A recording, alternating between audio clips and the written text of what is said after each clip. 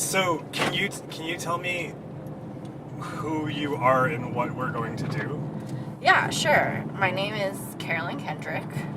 I am a musician, a fiddle player, and a singer and a songwriter, and I guess I technically play guitar too.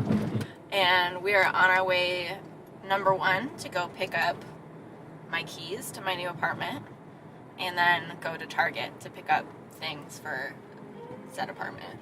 Am I going left? No, right. You are listening to Nashville Demystified. My name is Alex Steed. I'm new to this city, and I'm using producing this show as an excuse to get to know it better. In each episode, I talk with someone who hasn't been here for all that long about a subject that I'm going to look into further. Then I talk with someone who has been here for a bit longer, and presumably an expert in that subject. You are so new to the city. Yes. That you haven't even picked up your keys to your apartment yet. Yes, I am. Yeah, exactly. How fortuitous. So tell me a bit about your history in Nashville and why you're here. So I've spent a fair amount of time in Nashville before I decided to move here. I had some family that lived around the area, like in Brentwood, and so we'd come and see them every blue moon, but not close family by any means. And then, and then in high school and in college, I did some recording sessions out here for different bands, and then once I was in college, which I went to school in Boston, and a lot of my friends from school started moving down here because of the music scene. And so I started coming here more and more just to visit friends and be part of the scene, and yeah. Are you admitting that you went to Berkeley for a reason? Oh no, I just didn't. I feel like there's like such a weird, I guess maybe there is a reason. I think it was just like subconscious. People can either be like, people can be weird about Berkeley, myself included, because sometimes when you say you go to Berkeley, there's like an aura around that. Some people are like wowed, and then some people are like, oh gross, you spent all this money to like go into a field that you could have done that without spending money. And there's a lot of feelings around Berkeley, and I think especially around there's a lot of feelings around Berkeley. So I guess I try to like kind of not omit it, but like glaze over it. Nashville Demystified is produced by Knack Factory and distributed by the We Own This Town network. You can find a transcript and more details about this episode at nashvilledemystified.com. Today, we're talking about John Hartford. I chose John Hartford to kick this show off because he's a lot of things to a lot of people.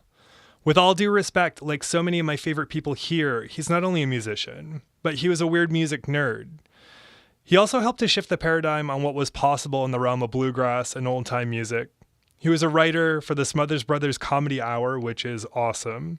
He wrote Gentle on My Mind, which became one of the most covered songs in history, for which Hartford won several Grammys. He played on the Byrds' Sweetheart of the Radio, also awesome. Later in his career, he earned a Grammy for his instrumental recording of Man of Constant Sorrow for the Oh Brother Where Art Thou soundtrack. And he died, unfortunately, in 2001 of complications from non-Hodgkin lymphoma at the age of 61. Oh, are we recording this? It's like what every podcast says, right? Yeah, okay, exactly. We're doing this right now. Oh, it's on? Oh, everybody's listening to me? Oh my God. Right. Now when you hear it, people will know it's a podcast. Yeah, people don't know it's a podcast until you hear like the beginning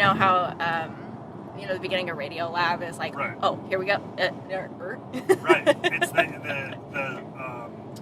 I heard in an interview with Andrew WK years and years ago, he said, I spend thousands of hours making music that sounds like I didn't spend thousands of hours making.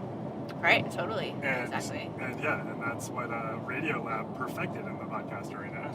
Yeah, totally, absolutely. I think that's funny that you say that, because like circling back to what I was like skirting around with Berkeley, So, like, I had such a positive experience there, but people were like, I spent thousands of dollars to seem like not even, like, I spent tens of thousands of dollars to sound like I just naturally, like, picked up a guitar and, like, it was amazing. Yeah, well, I mean, you think that that's bad. I'm a 35-year-old man, 10 years after podcasts got popular, asking people if I can interview them for my podcast. Yeah, totally. That's like, your embarrassment is around something with prestige. Yeah, I guess. We're going to take exit 12.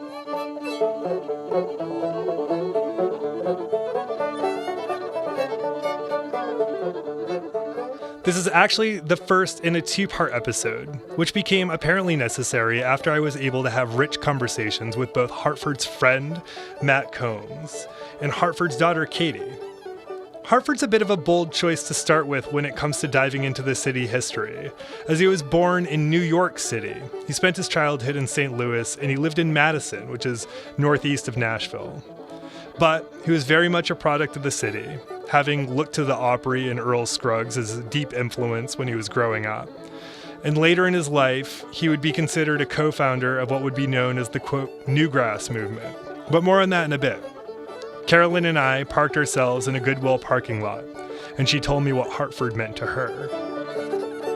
What does John Hartford mean to you as a musician? I know that you have stronger feelings about him than some. Yeah. So as a musician, John Hartford is incredibly important in the community that I am in or a part of, which is like the Bluegrass and old time community. And he's really important because he's, at least from what I know and my perspective, he seems to be like a real, like historian, and also he's like carrying tradition in a way that is not like the traditional ways that people try to carry tradition, which is really interesting to me musically, in the sense that he's like putting forward and like learning about all of these like great tunes and great, things that are happening within the old time and bluegrass cultures, but then like not being bound to those, and he just like does his own thing around, not even around, but like in conjunction with that tradition, and like he really brought it to a new place. But like John's music is just so meaningful for so many people, and at least for myself, like it's just so, it's like almost inexplicable. Like you kind of just have to experience it. You have to like be immersed in it, and it's, it can be so like deep and joyful and funny. Like he's one of the funniest writers and players that I've ever really listened to. Meaningful, and I think each person, it's always interesting talking to other like string players, because I feel like you get to know other people better by like hearing like what like era of Hartford or what their favorite Hartford song is, and like you can kind of like get a lens into like people's values because of what they think of Hartford, and it's really because his music spanned so many decades and so many like kinds of emotions, and so many phases of how modern string band music like came to be.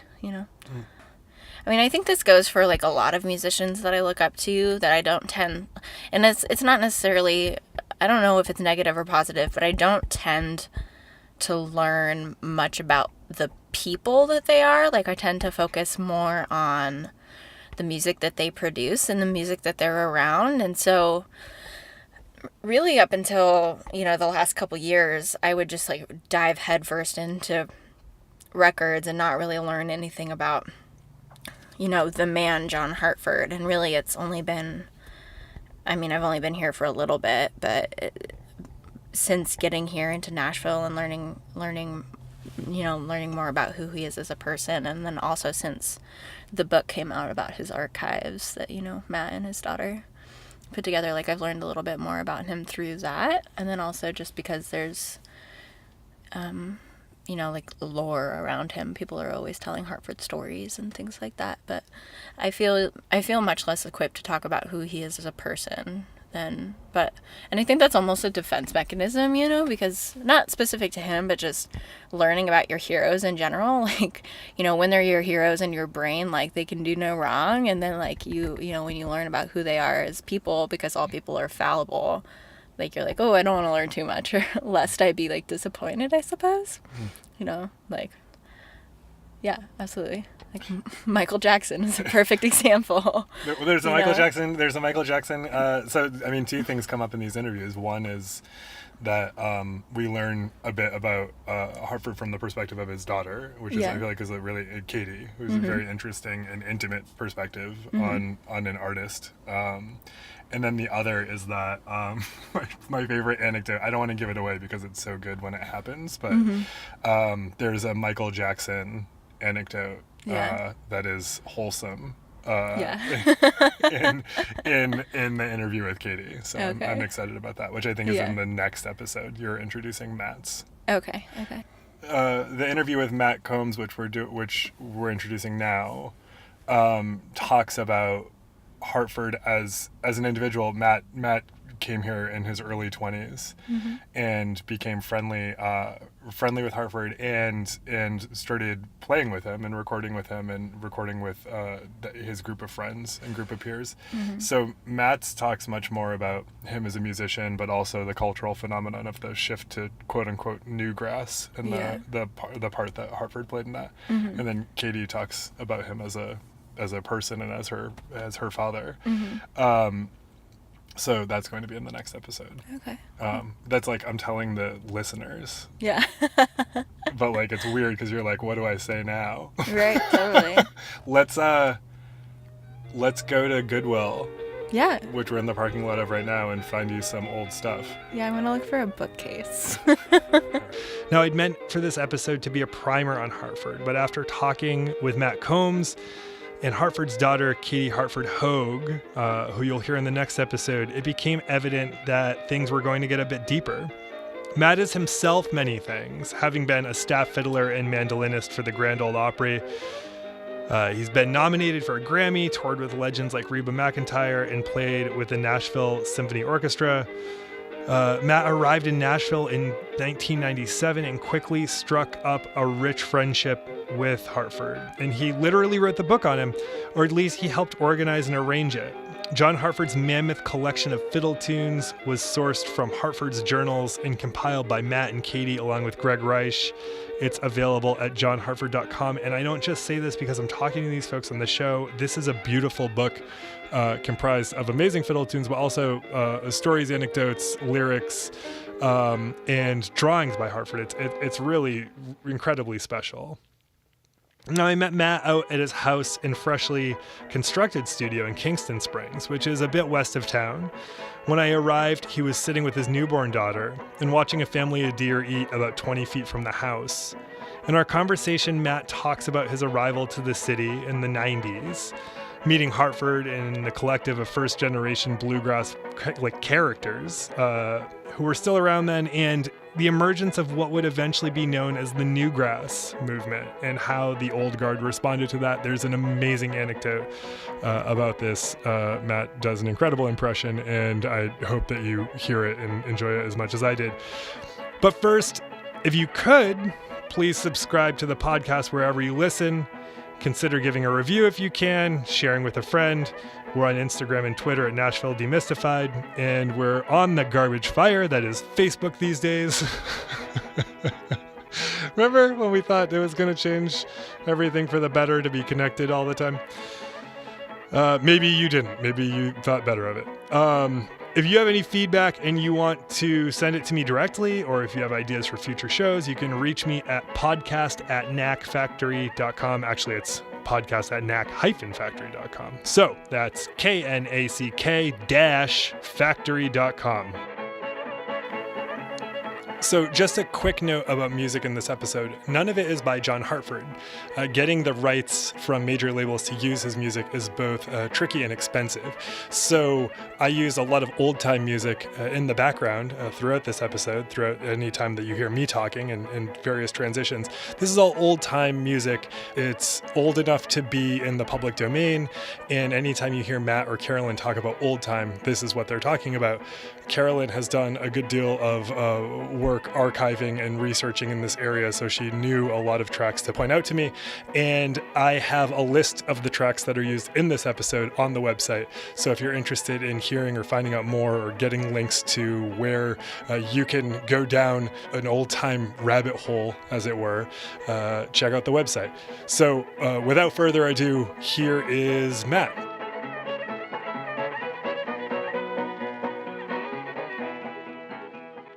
It's funny, like I'm from Portland, Maine, and I had now, and I've only been here for 6 weeks, but now anytime anyone from Maine is here, they let me know that they're here, and they complain about Nashville because they came and they visited for like a professional thing or something like that. And then, like anytime you go to another city for work, well, you're in a different line of work than a lot of these people I'm talking about, but you end up getting put up downtown, and if you don't venture anywhere else and you're just stuck in a city's downtown, it's going to be a terrible situation for you. It can be if you're not into pedal taverns and that nightmare that's happening down there. Yeah, and I think also like it was like March Madness was was happening. Oh right. So they weren't like a couple of people were just taken aback, like they had no idea what that was going on. It's insane down there. It really is. Like I don't go downtown anymore unless I'm working, but I was working downtown with the symphony a couple months ago, playing the mandolin with the symphony, and so I was walking out of the concert hall at 10 p.m. Saturday night, and it was a complete and utter madhouse. Had this guy try to fight me. I was just like, wait, what? I don't know. That was my first. I hadn't been to the city for about 10 years before I came back a couple of years ago. Mm-hmm. And that was exactly my first experience back. Was I was just trying to walk back to a hotel, and some dude just tried to fight me. Wow. What are we putting off? Some sort of like fight me energy? I don't know. We're tall guys, Yeah, they want to take us down first in the prison. Hey, maybe we'll fight at the end of the podcast. That's how this comes together. Winner takes all. How did you end up in Nashville?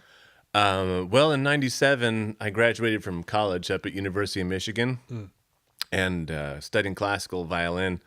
But during my time there, I got into fiddle playing.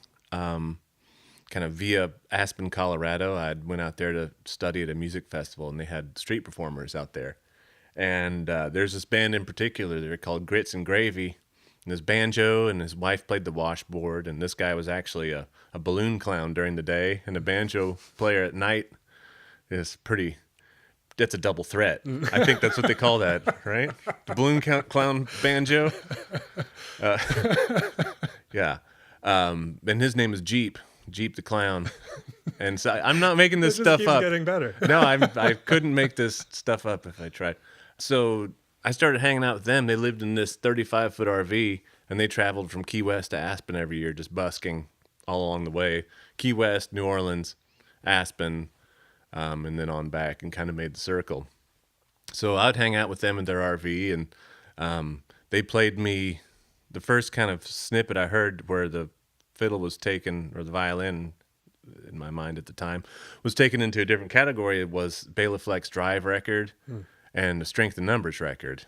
So and those both have like Stuart Duncan's on Drive and Mark O'Connor's on Strength in Numbers and Drive. And so, but it was that mandolin, the Sam Bush, Jerry Douglas Dobro, Tony Rice on Drive, and I was just like, whoa, this is.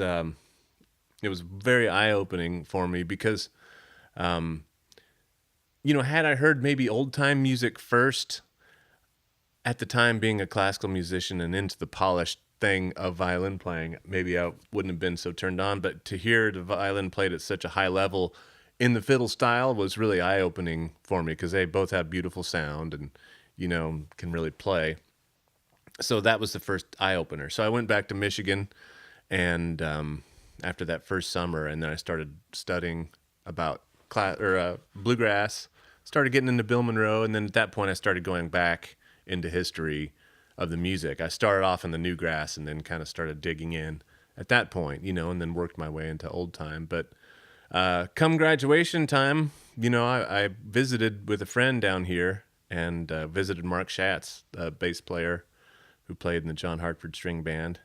And I was wondering where to move. He's like, where do all the players live? I was like, here. He's like, well, there you go. I was like, oh, yeah, okay. So I packed up a U-Haul, and me and a buddy, we literally drove the U-Haul down to the station inn because we didn't have any place to go. I didn't know anybody, and Ralph Stanley and the Clinch Mountain Boys were down there at the station inn playing. So we just drove down there, hung out at the station inn, and drove around the next day and found a shitty apartment. And you know what they say about the rest. And what did you enjoy about being here for those first couple of years? Well, I had a really unique time because all the first generation bluegrass guys were still living and active. So I kind of had the dumb luck of going to the Wilson County Fiddle Contest in Wilson County Fair, and it was right after I moved here. So I went down there just to see what was going on. I entered the fiddle contest, and but I met a guy named Fraser Moss, who was old at the time. He was like 86 or so when I met him, but he was at the fiddle contest, and so we just hit it off, like right off the bat. He was just a cool old man and funny, and so we started hanging out. And he was a legendary fiddler from the Middle Tennessee area. They called him the Dean of the Tennessee Fiddlers. And, he had tie-ins from, the old Opry days, like Uncle Dave Macon and that kind of stuff. So he was like a tie-in to like the old guard. So Fraser introduced me to Hartford, though, because John was a big fan of Fraser's over the years and had played with Fraser, and they had made some recordings and hung out. Just lots of jam sessions. And so Fraser took me over to John's house for the first time to meet John and hang out and play. And that was kind of the beginning of getting tied in with the first generation guys, because then I met John's guitar player at the time, Chris Sharp, and he's my age. So we hung out and got to be running buddies, and so we go hang out at John's and, eat dinner and pick. And then, John was friends with, everybody. So I got to know Benny Martin through John, and got to be good buddies with Benny, and Kenny Baker through Chris Sharp, and got to know him, and Uncle Josh Graves and Earl Scruggs, and, Bashful Brother Oswald from Roy Acuff's band. And, so there's just and this is all up in Madison, Tennessee. All these guys lived in Madison. That was kind of that's where all the hillbilly musicians lived, was up there, starting in the 60s. Everybody moved up there. It was kind of the hot place to be for musicians in the 60s. And it stayed that way. Earl lived up there until we actually helped him move. Me and some buddies helped him move some stuff out of his house on Donna up in Madison and then he moved down to George and Tammy's old place down on Franklin Pike. So it's this kind of really modern white house with like stark white carpet and like kind of a funny. Anytime I go to like an antique store and I see like a white couch, I'm like, I wonder if this came from George and Tammy. Probably. It would have matched the carpet, Yeah, exactly. It must be like 40% of like really nice sort of white leather you can find. Yeah, right. Yeah, right. But that was the scene. Was all those old cats were still around. It was just a cool time, It was really and John's house was the epicenter of jam sessions. Why was that? Because John was compulsively playing and wanted people over there all the time. Yeah. And wanted to play all the time. Wanted to hang out. Wanted to pick. So he just, and he had a great spot for it. In fact, one day I'd gone over, I don't know, maybe 10 or 11 in the morning, and, we'd played for a little bit and then ate some dinner. And then Larry Perkins, who was a Oh, another Madison guy, Larry Perkins. He lived in Earl's little house there on, I can't think of not Gibson, but it's over behind the firehouse over there, and it's not coming to me. But at any rate, Larry invited us over for a jam session, and John said, well, if we play our cards right, we can play all day and all through the night. You know? So, I mean, dude was obsessed with playing. It's like he literally like couldn't stop and wouldn't stop, and because he was just so passionate about it. You know, he had such incredible output and incredible desire to keep it going. You know, when John first started, he got a major label record deal with RCA Records, and so he was kind of like RCA's answer to Bob Dylan at the time. He was kind of a hippie. You know, he sang these songs. If you listen to the first Felton Jarvis produced RCA records, it's like they're very heavily produced. You know, definitely in the commercial vein, and they're a little more like they're word movies. He called them word movies. So it wasn't like hillbilly, you know. Although he played the banjo on them, it was more pop oriented and more folky, you know. So it wanted to be their version. Columbia had Dylan, so they wanted John to kind of be the answer to that. Now that was in the late '60s, and then, it all started with a song, "Gentle on My Mind," and John wrote that in 1967 after having gone to see Dr. Zhivago in the movie theater, and it's somehow inspired from Laura's theme from Zhivago. So he came home to their little trailer, he and Betty, his wife at the time, and he wrote, or apartment, I forget, but he wrote "Gentle on My Mind." And do yourself a favor, if you haven't heard it, check out "Gentle on My Mind." It is like the number 3 or 4 most recorded song in the history, like behind "Yesterday" from Paul McCartney. So like Elvis cut it, Aretha cut it, you know, everyone, you know, like over 1,000 artists or something like that. I don't know how many, but a bunch. So right off the bat, John did really well financially, and he got big awards. So that started him off. You know, he wrote this. Well, he pitched it to Glen Campbell first. You know, Glen Campbell was the first guy to cut "Gentle on My Mind." So it was a song, and then, you know, John was on the Glen Campbell show. He would stand up at the beginning and play his banjo and be a sideman kind of for Glen Campbell, and then he was a writer out in L.A. for the Smothers Brothers show, and so he had this like Hollywood L.A. thing. And then he got kind of tired of that, and then came around 1971. He started getting freaky, growing his beard out, and he moved back to Nashville, and he made the Aeroplane record. So he was hanging out with Norman Blake, Vasher Clements, Tut Taylor, you know, and Randy Scruggs. Played electric bass on that record. So then although considered a commercial flop, which is weird, but like RCA didn't know what to do with it because it was such a weird record. You know, it's like they. You're right. Even that. Even just like right down to the cover, it's like, what would you do? Yeah, right. A guy with scruffy-looking hippie with goggles on, and you know, it's like just smoking pot during. You know, everybody was smoking pot, and you know. So John shifted at that point from kind of this product, this LA slicker product, into funky hippie John,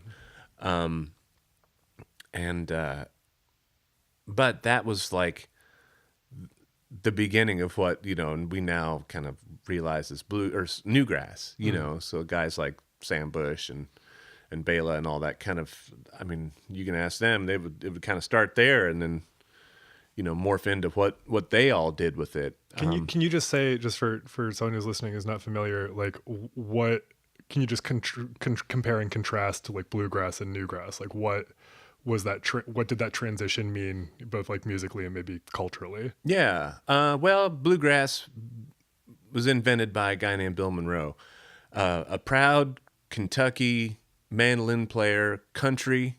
You know, he grew up working hard in the fields. You know, from a different era. He was an older gentleman. I forget. You know, born in what? I don't know, 1915 maybe. I don't know exactly, but around that era. But So he grew up in rural Kentucky and in the Depression, and so he started bluegrass music, and auditioned for the Grand Ole Opry in 1939 and started there, and stayed there. They said if you ever leave, you're gonna have to fire yourself. They loved Bill Monroe. That was, they said at his audition. So Bill created this music essentially, with Earl Scruggs' three-finger style banjo. This is in 1946 when Earl came into the band. Three-finger style banjo, Chubby Wise on the fiddle, real bluesy Florida fiddle player. Lester Flatt singing and playing guitar, and Cedric Rainwater on the bass. That was the epicenter of, that's what became bluegrass. They didn't call it bluegrass at the time. It was just another form of country music. It was Bill Monroe and his Bluegrass Boys. So because of the moniker, the Bluegrass State, Kentucky's the Bluegrass State. That's how it kind of morphed. They say, hey, play us some of that bluegrass music. So that's how bluegrass got its name. But, they started writing more stuff. Like John came in and, write some, I don't know, a little more weird, I guess is a word, it was just a product of the time, the late 60s, the 70s. It's like, a little bit of the dope culture coming in, and like, and I think that had an effect on it. And, just people just breaking the mold a little bit, using the same instruments of mandolin and banjo and fiddle, but then it just changed. It's just a little bit different. Right, and by no means do I mean this to define the two sort of eras, but like, did John have any songs about murdering women? Because there were a whole lot before. Bluegrass was not known for its kindness towards women. Yeah, I don't know. I mean, it's really kind of a screwy bunch of guys. The fathers of bluegrass music. I mean, it all feels like a Coen Brothers movie a little bit. Yeah. I mean, they all were highly dysfunctional people. Mm-hmm. Personally, they were obviously genius at what they do, but like, all those guys were complete wrecks personally. Bill Monroe and Jimmy Martin, and it's like Lester Flatt. I think he held it together all right, but I don't. And Earl, of course, Earl and Louise Scruggs. They were pretty. They kept together the whole time. But I mean, Bill Monroe is the father of bluegrass music, and he was messed up with women, man. Yeah. It's like he really had a hard time with it. That was kind of his Achilles heel. So, yeah, but John wrote about different stuff, like, I mean, not to keep going back to drugs or anything, but I mean, just like they said, Granny, won't you smoke some marijuana? It's just like songs like that. And Are You Holding, from Aeroplane, and, talking about like, and on Mark Twain, it's like he's audibly smoking pot. Yeah, there's like playful like sex songs and stuff. And yeah, it's right. Like it's not very conservative. Right. It's definitely wide open to whatever. And then it's just breaking the mold a little bit. Bill Monroe had his thing, and there's a famous story amongst the bluegrass folks that when Sam Bush, his band was called the Newgrass Revival, and it was originally. Bela wasn't in it at the onset. It was Courtney Johnson on banjo, and John Cowan and Sam and Pat Flynn, I think, was the original incarnation. So Bill Monroe, he had heard the Newgrass Revival play. He's like, what do you call that music there? And Sam said, it's newgrass, Bill. He's like, oh, I hate that. Oh my god! Yeah, just took the recorder down. Yeah, that was amazing. Yeah, right. So yeah, I mean, it's well, how do you come back from that? I hate that, and that hasn't really gone away, right? Like there's still a little bit of a tension, right, between. Yeah, I mean, there's always like. You got your camps, you got your camps of folks. And I feel like that's sort of lessening a little bit now. It's like when I first moved to town, there's kind of more of staunch traditionalists. Like, no, you got to play it like the father, you know, and that kind of mindset at times with certain camps of people. Then, you know, then the younger people came in, and I just don't feel like there are as distinct boundaries. You know, people, you know, I think younger players now sort of do it all. You know, it's like they appreciate traditional players, but then, you know, they'll also appreciate everything. Right. I think it's less campy. You know. Yeah, my entry, I went to a bluegrass festival when I was 15 that my girlfriend's at the time father played at, and it was in Troy, New York, and it was terrifying. Like, I was just like, I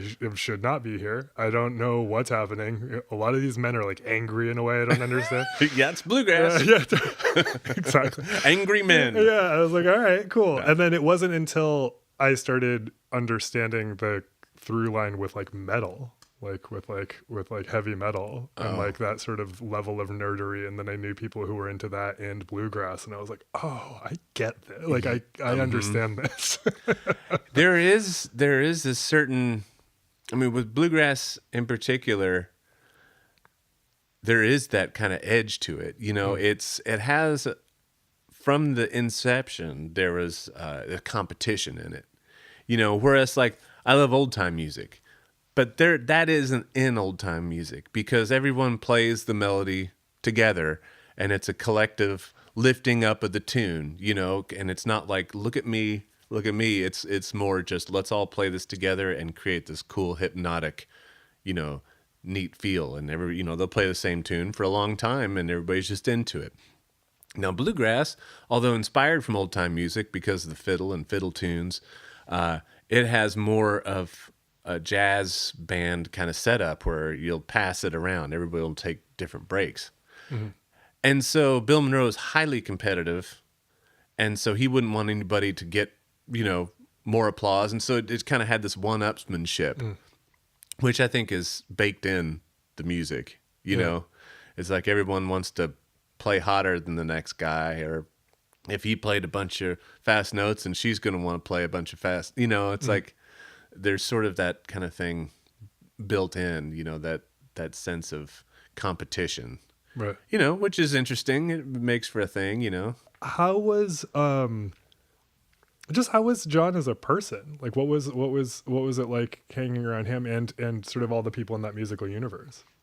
John was great. I mean, we got to be really tight. I mean, like I said, he was maniacal about playing music. So, you know, if you were down to play music all day long, it's just like you could definitely be friends. Like, if I didn't play music, you know, I mean, that relationship wouldn't have happened, you know, but because we had that through line, you know, he wanted to share with me all of the knowledge that he had attained over the years. And he had an amazing library in his house that was full of, you know, every LP from any kind of bluegrass or hillbilly or fiddle music, you know, videos, you know, hundreds and hundreds of hours of tapes, books. He, in fact, I've got those crates over there. He had his whole office lined with those record crates, and his daughter gave me those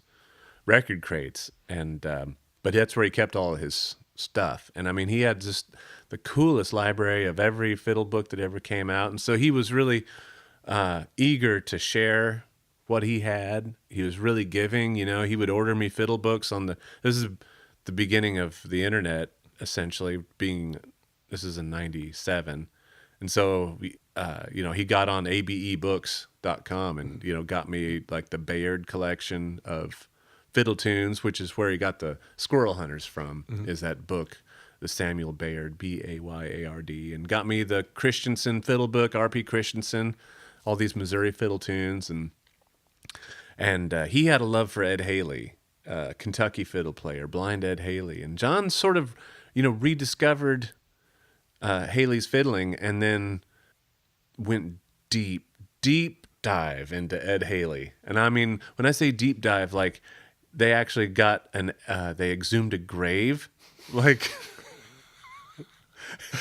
I mean, he didn't get out there with a shovel and dig them up or anything, but he probably would have if he could have. But it had to do with a feud that happened with some of Haley's people, and well, at any rate, I'm not exactly sure of the exhumation, but there definitely was a body exhumed through the National Geographic and John Hartford in their research into Ed Haley's life, and its tie-in to the Hatfields and McCoys. Man, I don't know. But so he studied everything Ed Haley and was writing a book at the time with his co-author Brandon Kirk. And John wanted me to. I can read and write music, so as could John, but he wanted me to do the transcription. So I'd listen to the Ed Haley transcriptions, and I would make musical notation of what Ed was playing. And then John had Ed's old fiddle at the house, and so I'd bring over about 3 transcriptions at a time after I'd finished them. And he'd set me at one end of this long dining room table up there on the river in Madison and give me Ed Haley's fiddle, and then he'd sit at the other end, and I would play through these Haley transcriptions on Ed's fiddle, playing Ed's notes as close as I could get to how Ed played his tunes, Yeah. So, we had this really cool thing that we shared as this music, and I was, young, a young man at the time, 23, I guess, 24, around that age, and I was green as all get out, I was still basically a classical musician that knew some fiddle stuff. So John helped widen my musical knowledge of who to listen to, and I learned a bunch hanging out with him, because he had known or experienced it all, but he was really sharing and really, really cool guy and lots of fun and so unbelievably creative. It was like hanging out with he's just energetically creative. It's at all times there was something coming out of him, be it a joke, a song, a turn of phrase, a notes, a little musical idea, a fully fledged tune, a fully fledged song, just anything. He was always working on something. He was always bouncing jokes off of people, basically working on a stage act. Yeah. You'd tell the same joke, to as many people as he could, to kind of hone in on his stage act. But he was a marvel to be around, and he was sick. He was really sick at the time. He was battling cancer. He had non-Hodgkin's lymphoma. But despite his failing health, it's he would, it slowed him down, but he still kept going. I used to, in fact, today I was driving in town and I drove past the Sarah Cannon Cancer Center, and I would take John to go get chemo sometimes, drive him in his Cadillac and go hang out with him while he got his treatment, And I just thought of that this morning. I just drove past it and I was like, oh yeah, I remember that. And taking him in there. So it was so inspirational. And, he told me, he gave me songwriting tips. It's things that he did to spark creativity. He would, he would take somebody's CD, he would look at the titles, maybe listen through it, and then look at the titles again after he had just taken a brief listen through, and then write new songs on what he thought the song sounded like of just a brief listen, so it would become something completely different. But it was just a way of sparking creativity. And he told me about all these little turns of phrase and little collections, little lines. He called it his woodpile. And so he'd create a woodpile of stuff. And then he'd take little bits out and he'd put them together. And then he would constantly kind of say, you got to write all the time. He had journals that he kept, spiral bound journals, and he'd write in them every day, not like my thoughts, Dear Diary, but it was writing tunes in it, and it very much paralleled whatever it was going on in his life, and he would always put where he was at the time. If he was on the road, he'd put, Schenectady, New York, or whatever. If he was home, he'd put mile 200.8, because that was the John Hartford mileage marker on the Cumberland River. John was a riverboat pilot. For the people that don't know, he was also a licensed riverboat pilot. So that was another person of John Hartford. We were talking about the pop star, the hippie. Then he was also this riverboat guy, which is, so he piloted the General Jackson here in town. I mean, not as a living, but he had his commercial pilot's license. He would pilot the Julie Bell Swain. He grew up working on boats as a kid. So, he turned into this Mark Twain kind of figure, the bowler hat, the banjo, the dancing on the board, the fiddle. So he's like this Renaissance man. And he had many different phases, but just a wonderful person and still continues to this day to be my number one, like, inspiration of creativity and not ever being held back by any kind of convention. While honoring it and knowing about it, it's just like, there are no rules. Go ahead and do your own thing. It's like, by evidence of his number one song, Gentle on My Mind, doesn't even have a chorus. Yeah. It's like, oh, okay. It's written on the banjo and it doesn't even have a chorus. So it's like, there go the rules right there. Mm-hmm. Yeah. Yeah. Wow. Like, I mean, that's right.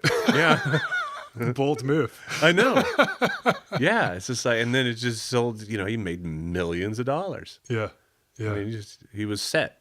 I mean, as a young man to make that much money, it's like he was set. He could do whatever he wanted to, which was like a unique and very interesting way to live your life. So he lived in this beautiful house, it looked like an old riverboat. His house did, this big yellow house up in Madison. It still stands. It's up there on Falls Avenue. And he could do exactly as he pleased. If he wanted to play the fiddle all day long, and then we'd jump in the Cadillac and go down to the China Star and eat Chinese food or go eat, Japanese food or whatever. We'd do that. And so it was fun to kind of live in his world, So that for you is the legacy takeaway. It sounds like that, to not adhere to convention and to just go out and do it. Yeah. Right. I mean, and with complete, like, both feet in, complete passion, total heart in it, no fear, just do exactly as you please. I mean, he had that luxury, but I mean, that's what he did before he made lots of money. So, he's still that bubbling, creative kind of person, just happened to pay off for him. And so, which is great. If anybody deserves a big gob of money, he did, It's like, it's great. What was the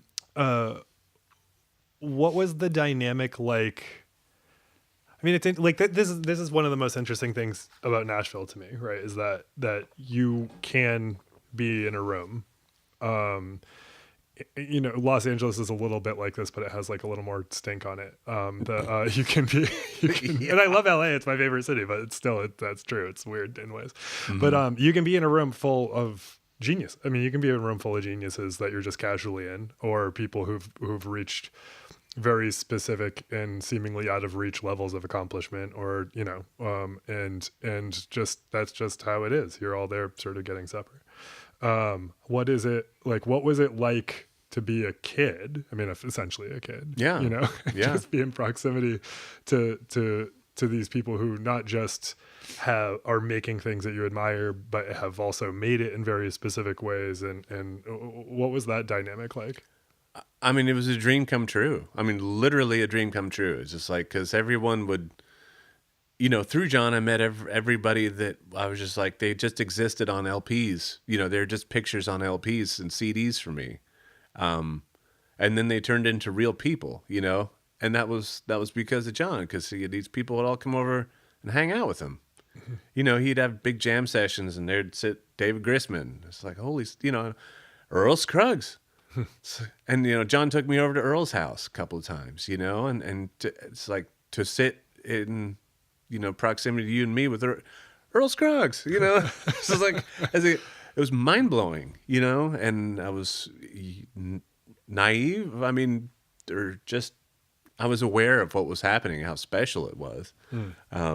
But it was mind blowing, Yeah. And I was really lucky to be able to be here at that time. I'm super thankful that I was able to get that infusion of those cats, those genius cats that were here and doing their thing from from the onset, or at least from the 50s. you Yeah. know? And I just want to make sure we touch on this before we wrap up. You were involved in this book last year. You helped create this book. Created this sure. book. Walk us through the book. Well, yeah, absolutely. Well, it's called the John Hartford's Mammoth Collection of Fiddle Tunes, and the title itself is a homage to. There's a book called Ryan's Mammoth Collection, which was first called Cole's Mammoth Collection. I'm backing way up here, but it was like kind of the first and most popular collection of fiddle tunes. So Ryan's Mammoth Collection, also called 1,000 Fiddle Tunes. 3 different titles. You can call the old timers called it Cole's. Sure. Like Norman Blake still calls it Cole's. Ryan's or 1,000 Fiddle Tunes. So that's the one that everyone kind of went to learn tunes. So John had these journals that I had mentioned. He'd written them in every day. There were 68 of these journals that were spiral-bound notebooks, spanning. The first one was in 1984, and the last is in 1999. Before he got. It was really interesting to see. It's like his writing got super, super light towards. He had beautiful calligraphy. All the titles would be in this, and the whole book is in his calligraphy. It's not typeset. It's all just literally just, high-res scans and it's put together. And it's his writing and his drawings. He was a commercially trained artist and a great, great artist. His pictures. So it's really a peek into the guy's head. So I went through all 68 volumes, which amounted to, Lord, I don't know, 2,000 fiddle tunes, let's just say. Yeah. And so I went through every one and played them, made a little work tape of each one of them. And then I'd listen back and sort of figure out, which ones you liked. And John, I think he sort of was priming me for this because unbeknownst to both of us, maybe, but he showed me his library system. He always joked that he was a frustrated librarian. So he would say, okay, well, I'd write a tune and then I put a number by it, and that's B54. So that means, you go in this file cabinet over there and it's book 54, and then you go there and it's a page some or other, and then he'll have a 3x5 card in his stash of 3x5 card, file folders. So he showed me his filing system, and how he put these things through and organized them. And so that was obviously when he was still alive. But so Katie Hartford, his daughter, she has all this stuff from his office. So she's been an unbelievable steward of John's legacy. Check out johnhartford.com. They have a lot of stuff for sale, a lot of, all the records, T-shirts, stickers, and you name it. But she's the one that spearheaded the thing, and they're the ones that wanted to publish it and everything like that. So they brought me on to go through and cull through the book and help pick out the good ones. So I went through and picked it out, and then I would bring him to Katie, and the other collaborator on it was Greg Reish from the Middle Tennessee State University Center for Popular Music. He did some writing for it and did the intro, and we all worked together to finalize the 176 tunes that it came down to. Not only for the tunes quality, but also the tunes that kind of helped to go with the narrative of the story, because it's not just a book of fiddle tunes, it's a coffee table book. It's a way to get to know the man. Like, even if you don't read a lick of music, it's still an enjoyable thing if you're a John Hartford fan, just to see. It's like you open up a book and you see his writing. So it's like, I think that's a really special thing. It's like crawling around in a guy's head. And it's beautiful too. The illustrations are gorgeous. Yeah. The layout is really good. It doesn't feel like it's not like a textbook by any means. Mm-mm. It's as visually compelling as it is narratively. Yeah.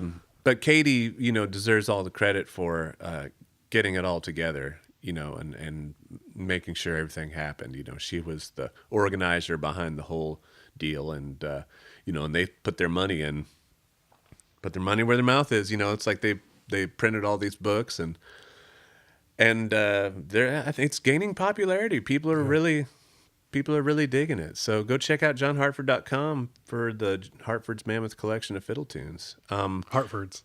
John Hartford's Mammoth Collection of Fiddle Tunes. No, yeah. I'm saying at some point in its popularity, right, it'll just become... Oh, yeah. Right, like Coles or... Yeah. Hartford's. Yeah, you got Hartford's?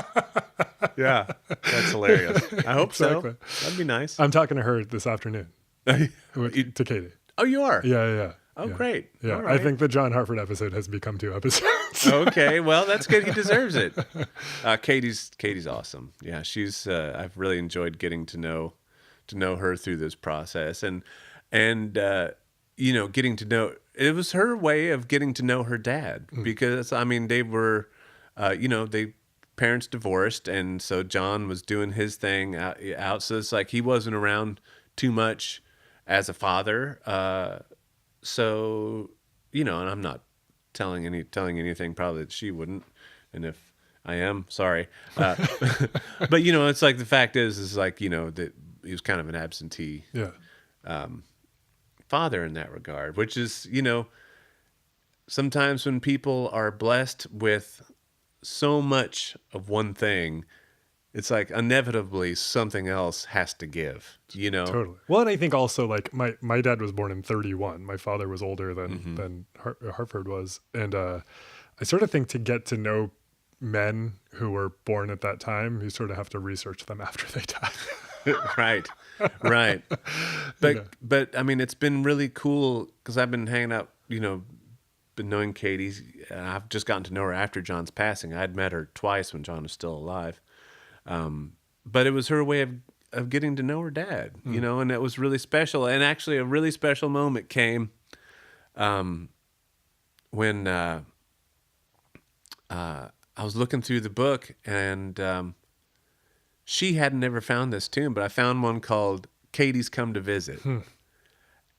And I showed it to her, and that just meant the world to her because it was like, oh, wow. It's just like, I resonated to Dad, and that really, and it's in the book. It's a really cool tune, but to show Katie this was really special, because John was just so in his own world. I mean, it's like you could come in this world if you did what he wanted, or not what he wanted necessarily, but what he enjoyed. If you shared his interest, then you were in his world, and Katie didn't, and so.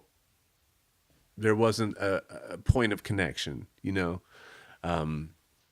but for her to see that tune and to hear that tune and to know that her dad was thinking of her, I think was really special. It was really the special moment for that to happen. So I was glad she was able to get that, get some after the fact, acknowledgement. I think was special for her. And thank you so much for doing this. I appreciate it. Man, it's my pleasure. I'm glad you came out here to the studio and are hanging out. And this is like I literally moved all my furniture in here, day before yesterday. So this is the first professional thing I've done in this room. So to do it talking about a special guy like John, and I think means a lot to me. So I think it's a good blessing for the space. Excellent. Thanks so much, Matt. All right. You're welcome. All right, you made it. That's it. That's it for the first episode of Nashville Demystified. Special thanks to Carolyn Kendrick for talking with us about her warm feelings for Hartford. And of course to Matt Combs. Thanks to Jesse LaFontaine, who's mixing this episode. And once again, I am Alex Steed. Join us next week for the second part of our John Hartford dive, where we learned a bit about Hartford, the man and pioneer of Newgrass. This time around, next week, we learn a bit about him from the perspective of Katie Hartford Hogue, his daughter, who really got to know him later in his life and after his passing through sorting through his archive. It was a touching conversation. I hope you'll check it out. And remember to subscribe, rate, review, like, follow, do all the social media things. Tell me what I have right. Tell me what I have wrong. Tell me what you want to see or hear more of in the future. And that's it, y'all. Thank you so much for listening. We'll talk soon.